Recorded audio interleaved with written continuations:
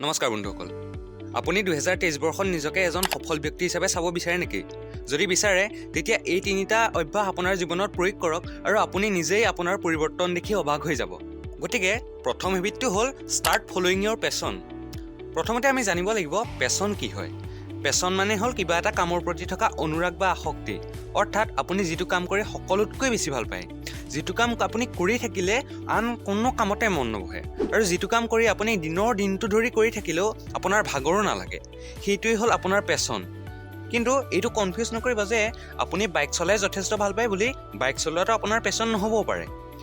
এজন মানুহে বিভিন্ন দিশৰ বিভিন্ন কাম কৰি ভাল পাব পাৰে, কিন্তু প্ৰত্যেকটো কাম তেওঁৰ পেছন নহয়। আপুনি বাইক চলাই ভাল পালেও আপুনি কিবা এক্সিডেণ্টৰ কাৰণে হাড়মূৰ ভাঙি হস্পিটেলত পৰি থকাটো আপুনি সহ্য কৰিব নোৱাৰিব। কিন্তু পেছন হ'ল সেইটো যিটোৰ কাৰণে আপুনি যিকোনো এক্সট্ৰিম পৰিস্থিতিলৈকে যাবলৈ সাজু থাকিব। গতিকে আপুনি নিজৰ পেছনটো বিচাৰি উলিয়াওক আৰু সেইমতে নিজে মনেৰে বিচৰা কামটো কৰিবলৈ আৰম্ভ কৰক। দেখিব আপোনাক সফলতায়ো সেই দিনৰ পৰা ফ'ল' কৰিবলৈ লৈছে। কিন্তু এইটোও মনত ৰাখিব, আপুনি যদি প্ৰকৃত ভালপোৱা কামটো কৰে তেতিয়া আপুনি হাজাৰ বিফল হ'লেও হাৰ নামানে, তেতিয়াও আপোনাৰ আশা হেৰাই নাযায়।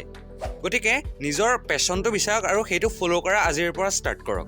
2 নম্বৰ হেবিটটো হ'ল চেল্ফ লাৰ্ণিং। বন্ধুসকল, জ্ঞান হ'ল এক সেইখিনি ধন সম্পত্তি যি ধনখনে নিজৰ মালিকক সকলো সময়তে সকলো ঠাইতে অনুসৰণ কৰে। Learning is a treasure that will follow' its owner everywhere. বন্ধুসকল, ষ্টিভ জবছে কৈছিল, learn continuously, there's always one more things to learn. গতিকে এই চেল্ফ লাৰ্ণিংটো এটা বহুত ডাঙৰ হেবিট।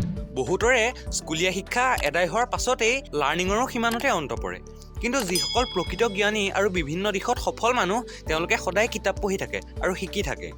আপুনি জানেনে, মহাত্মা গান্ধীয়ে জীৱনত 12,000 কিতাপ পঢ়িছে। Elon Musk, Bill Gates, Ratan টাটাকে আদি কৰি সকলো সফল ব্যক্তিৰে এই অভ্যাস আছে। কিন্তু অসমীয়া মানুহৰ কিতাপ পঢ়াৰ প্ৰৱণতা একেবাৰে কম। আজিকালি বাৰু চেল্ফ লাৰ্ণিঙৰ কাৰণে কিতাপৰ বাদেও বহুতো ডিজিটেল চ'ৰ্চো আছে।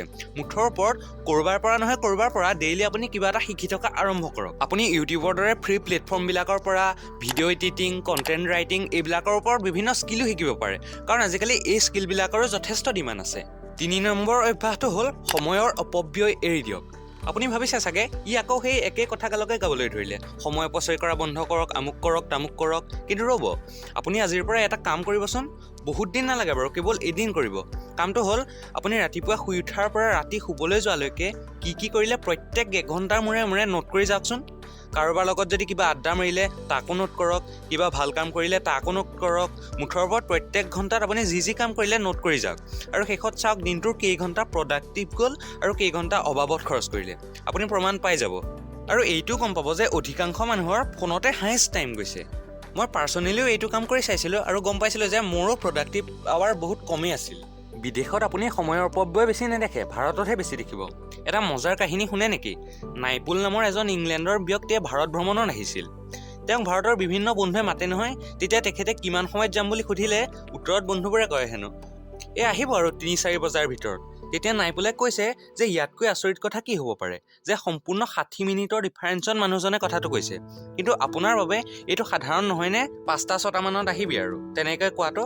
গতিকে চাওক, আমেৰিকাৰ মানুহৰ সময়ৰ প্ৰতি মানসিকতা কেনেকুৱা আৰু আপোনাৰ কেনেকুৱা। তাত আপোনাক একজেক্ট টাইমটো কৈ দিব, বোলে 6টা বজাত আহিবি, বোলে 5টাত আহিবি, বোলে 6:50 আহিবি। সিহঁতে প্ৰত্যেক মিনিটৰ হিচাপ ৰাখে। গতিকে আজিৰ পৰা সময়ৰ হিচাপ ৰখা আপুনি ষ্টাৰ্ট কৰি দিয়ক। বন্ধুসকল, এই 3টা বহুত ডাঙৰ অভ্যাস। আপোনাৰ জীৱনত এই 3টা অভ্যাস এবাৰ আপুনি প্ৰয়োগ কৰি চাওক। আপুনি নিজৰ জীৱনৰ পৰিৱৰ্তন নিজেই লক্ষ্য কৰিব। ধন্যবাদ।